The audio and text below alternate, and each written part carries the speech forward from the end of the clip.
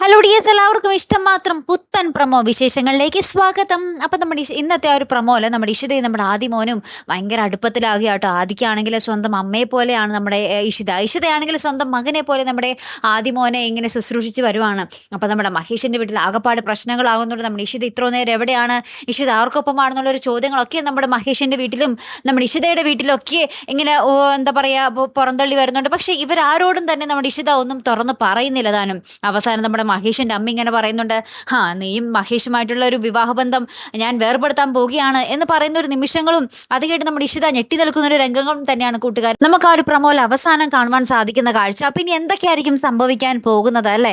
നമ്മുടെ മഹേഷിന്റെ വീട്ടുകാർ കുറെ രഹസ്യം മൂടി വെക്കുന്നു, നമ്മുടെ ഇഷിത കുറെ കാര്യങ്ങൾ മറച്ചു വെക്കുന്നു. അങ്ങനെ അങ്ങോട്ടും ഇങ്ങോട്ടും മറച്ചു വെക്കലാട്ടോ. എന്തിന് ഇതിന്റെയൊക്കെ കാര്യം എന്തിരിക്കണം അല്ലെ? തുറന്നു പറഞ്ഞാൽ തീരാവുന്ന പ്രശ്നമല്ലേ ഉള്ളൂ. അപ്പൊ എന്തായാലും വരുന്നിടത്ത് വെച്ച് ഇഷിത കാണട്ടെ അല്ലെ? അപ്പൊ എന്തായാലും നമുക്ക് കാത്തിരുന്ന് തന്നെ കാണാം. അപ്പൊ അടുത്തൊരു വീഡിയോ വരുന്നത് വരയ്ക്കും ഗുഡ് ബൈ.